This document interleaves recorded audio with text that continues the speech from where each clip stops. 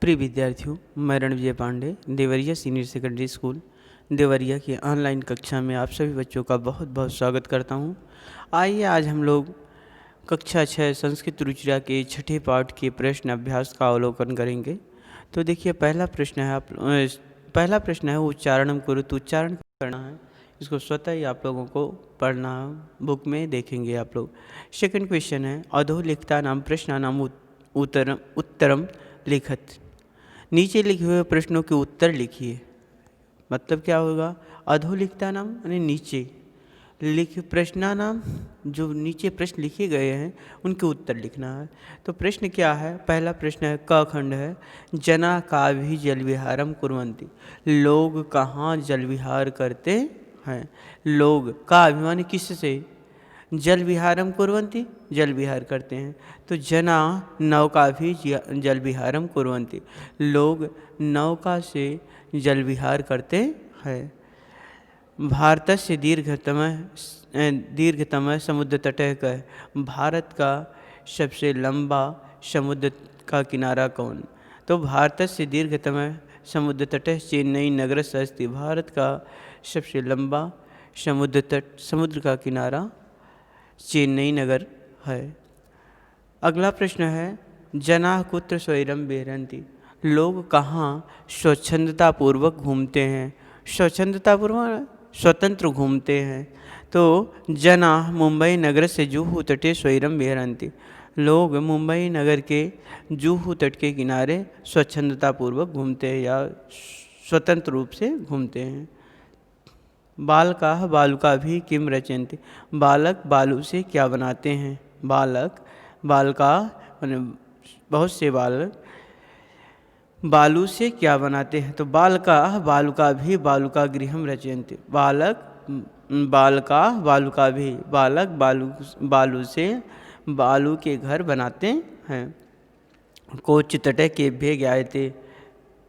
कोचि तटः, कोचि का किनारा किस लिए जाना जाता है? तो कोचि तटः नारिकेल फलेभ्यः ज्ञायते। कोचि का किनारा नारियल फल के लिए जाना जाता है।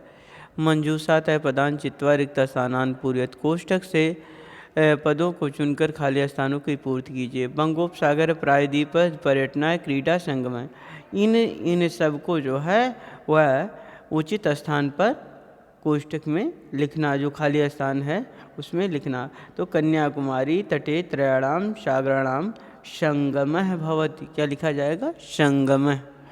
भारत देशः इति कथ्यते। भारतद्वीपः प्रायद्वीपः। भारत देशः प्रायद्वीपः इति कथ्यते। क्या भरा जाएगा? प्रायद्वीपः। जना समुद्र तटम आगच्छन्ति। जना लोग समुद्र के किनारे आते हैं। तो क्रीडा, देखिए पर्यटनाय, जना समुद्र तटम पर्यटनाय आगच्छति, घूमने के लिए आते हैं। अगला है बालेभ्य रोचते। बालकों को अच्छा लगता है। बालेभ्य क्रीडा रोचते, खेल अच्छा लगता है। अगला है भारतस्य पूर्व दिशाया अस्ति। पूर्व दिशायाम में अस्ति, भारत के पूर्व दिशा में है। तो भारतस्य पूर्व दिशायाम बंगोपसागरः अस्ति। क्या है? बंगाल की खाड़ी है। यथा योग्यम योजित। फोर्थ क्वेश्चन, यथा योग्यम योजित, जो उचित है उसके साथ मिलाप करना है। तो समुद्र तटः पर्यटनाय, समुद्र तटः पर्यटनाय। क्रीडनकम खेलनाय। दुग्धम पोषणाय। दीपक आपका हो जाएगा प्रकाशाय। दीपक प्रकाशाय। विद्या ज्ञानाय। विद्या ज्ञानाय। विद्या ज्ञानाय। विद्या ज्ञानाय। चलिए अगला देखेंगे। तृतीया विभक्ति प्रयोग रिक्त स्थानान पूर्य। तृतीया विभक्ति का प्रयोग करके खाली स्थान की पूर्ति करनी है। तो देखिए बालका सह पठन्ति। तो बालका संग बालिका पठन्ति। तो क्या हो जाएगा? बालका बालिका भी सह पठन्ति। तो तृतीया विभक्ति में क्या रूप बनेगा? बालिका भी। बालका बालिका भी सह पठन्ति, बालक बालिकाओं के साथ पढ़ती हैं। अगला, तड़ागः विकसति कमल, तो कमल का तृतीय विभक्ति क्या हो गया है? कमलई। तो तड़ागः कमलई विभाति, तालाब में कमल सुशोभित होते हैं, सुंदर लगते हैं, सुशोभित होते। विभात माने सुंदर लगना, सुशोभित होना। देखिए, अहम अपि खेलामि, तो कंदुकम का तृतीय विभक्ति क्या होगा? कंदुकेन। तो अहम अपि मैं भी गेंद से गेंद खेलूँगा, मैं भी गेंद खेलूँगा। आगे, अश्वा सह धावति, अश्वा सह धावति, तो अश्वा अश्वई सह धावति, घोड़े घोड़ों के साथ दौड़ते हैं। मृगा सह चरंती, मृगा मृगई सह चरंती, तो तृतीय विभक्ति मृगई हो जाएगा। अधोलिखित अधोलिखितम वृत्तचित्तम पश्चित उदाहरण अनुसारेण कोष्ठगतै शब्दै उचित वाक्यानि रचयते। नीचे लिखे हुए वृत्त चक्र में उदाहरण के अनुसार कोष्ठक में शब्द को उचित शब्दों को चुनकर वाक्य की रचना करनी है। तो आप लोग जैसा बुक में देखेंगे तो रहीमः मित्रेण सह क्रीडति, तो यहाँ देखेंगे रहीमः मित्रेण सह क्रीडन्ति, रहीमः द्विचक्रिकाया आपणं गच्छति, रहीमः कलमेन पत्रं लिखति, रहीमः हस्तेन कन्दुकं क्षिपति, रहीमः नौकाया जलविहारं करोति, रहीमः चषकेन जलं पिबति, रहीमः तूलिकाया चित्रं रचयति, रहीमः वायुयानेन आगच्छति, रहीम वायुयान से आज आएगा। तो अगला क्वेश्चन है कि कोष्ठकाते उचित पद प्रयोग रिक्त स्थानान पूर्यत, कोष्ठक से उचित पद प्रयोगों को चुनना है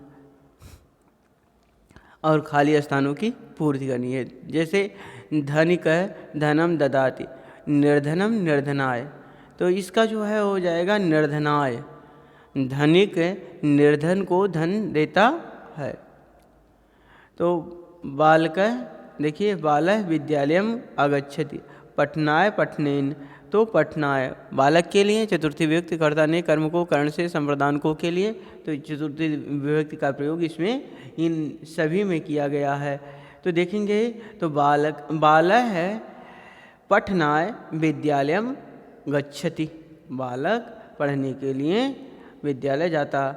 सज्जना जीवंती, सज्जन किस लिए जीवित रहते हैं? तो परोपकाराय, सज्जन परोपकार के लिए जीवित रहते हैं। परोपकार माने दूसरे की भलाई करना, परोपकार में क्या होता है? दूसरे की भलाई करना। तो जो सज्जन पुरुष होता है वह दूसरों की भलाई के लिए ही जीवित रहता। प्रधानाचार्य पारितोषिकम यच्छति, तो छात्रेभ्यः, प्रधानाचार्य छात्रों को पुरस्कार देते हैं। यच्छित माने देना, पारितोषम माने पुरस्कार। अगला है नमः, शिक्षकाय नमः, शिक्षक को प्रणाम, अध्यापक को प्रणाम।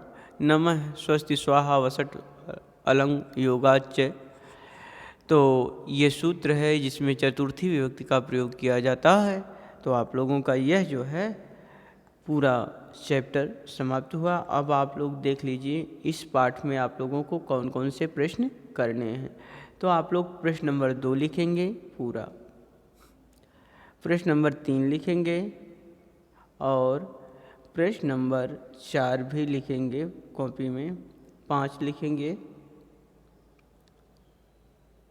और 7वां क्वेश्चन लिखेंगे। इस प्रकार जो है आप लोग जो है इन प्रश्नों को अपनी कॉपी में लिखेंगे। तो मुझे उम्मीद है आप लोगों को समझ में आ गया होगा। तो बहुत बहुत धन्यवाद आप लोगों को।